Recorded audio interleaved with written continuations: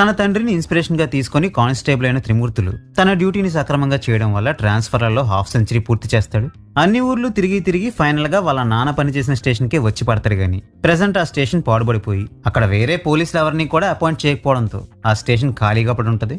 ఏమీ తోచక record room లో ఉన్న ఫైల్స్ ని చూస్తున్న త్రిమూర్తులకి వాళ్ళ నాన్న చనిపోక ముందు రిపోర్ట్ చేసి సాల్వ్ చేయలేకపోయిన ఒక కేసు వివరాలు కనబడడంతో వాళ్ళ నాన్న సాల్వ్ చేయలేకపోయిన కేసుని తను సాల్వ్ చేయాలనుకుంటాడు.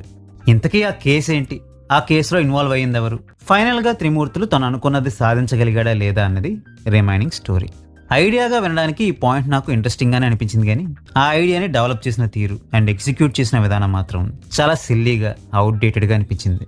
ఒక మామూలు కానిస్టేబుల్ ఏకంగా ఒక సీఎంకి ఎదురెళ్ళాడంటే ఆబ్వియస్లీ వాడుకున్న కండబలంతో గెలవలేడు కాబట్టి తెలివితేటలే వాడి ఆయుధం అవ్వాలి, కానీ ఏవో 4 యాంటీగ్రావిటీ ఫైట్లు చేసేసి అపోజిషన్ పార్టీ అండ్ ప్రెస్ మొత్తం తనకి సపోర్ట్ చేసేసి విలన్ని మరీ వెర్రి వెంగళప్పలన్నట్టుగా చూపించేసి హీరో గెలిచేశాడంటే అలాంటి ఓ బ్యాడ్లీ రిటర్న్ ఇల్లాజికల్ డ్రామాని చూడాలని ఎవడైనా ఎందుకు అనుకుంటాడు? పైగా రైటింగ్ లోనే ఈ రేంజ్ కన్నాలున్నాయంటే ఇక దాన్ని ఎగ్జిక్యూట్ చేసిన విధానం అయితే ఒక తలనొప్పి డైలీ సీరియల్ కి ఏమాత్రం తీసిపోని విధంగా ఉంటుంది.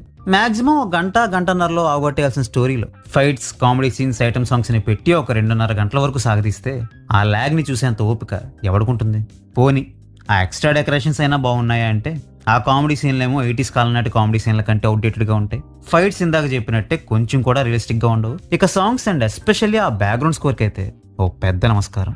వడ్డే నవీన్ ఇంటర్వ్యూస్ ని చూసి ఈయన ఇప్పుడున్న ట్రెండ్ కి తగ్గట్టుగా పాత రోతల్ని అంటించుకోకుండా ఏదో కొత్తగా ట్రై చేస్తారేమో అనుకున్నా. బట్ ఒక ఇంట్రెస్టింగ్ ఐడియాని తీసుకోవడంలో అయితే ఆయన శ్రద్ధ పెట్టారు, కానీ దాన్ని డెవలప్ చేసే క్రమంలో మాత్రం పాతకాలం నాటి పోకడల్ని అనుసరించి ఒక బ్యాడ్ ప్రొడక్ట్ ని డెలివర్ చేశారు. కాబట్టి నేనైతే ఈ మూవీని మీకు రికమెండ్ చేయను. ఒకవేళ ఎలానో ZEE5లో స్ట్రీమింగ్ వచ్చేసింది కాబట్టి ఈ మూవీపై ఒక లుక్ వేస్తామని మీరు అనుకుంటే అది మీ ఇష్టం. సో ఇంతటితో ఈ వీడియో సమాప్తం. మళ్ళీ ఇంకో వీడియోతో కలుద్దాం. అంతవరకు సెలవు.